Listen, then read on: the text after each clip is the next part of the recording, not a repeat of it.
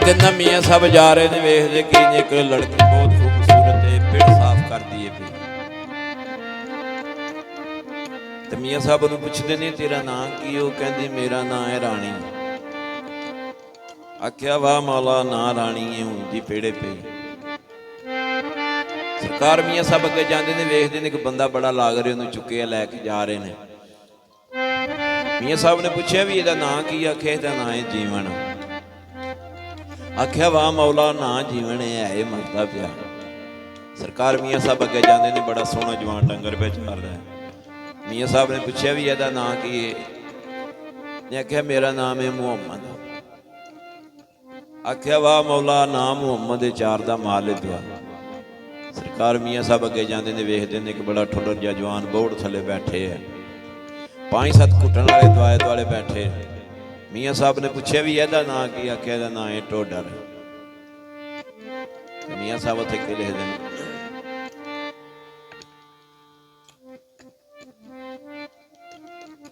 ਓ ਰਾਣੀ ਨਿੱਠੀ ਮੈਂ ਵਈ ਖਾਤਰ ਉਡਾਨੀ, ਓ ਜੀਵਨ ਤੇ ਮਰਦਾ ਮੁਹੰਮਦ ਵਰਗੇ ਮਾਲਕ ਲੈਂਦੇ, ਓ ਟੋਡਰ ਮੋ ਜਾਏ ਕਰਦਾ।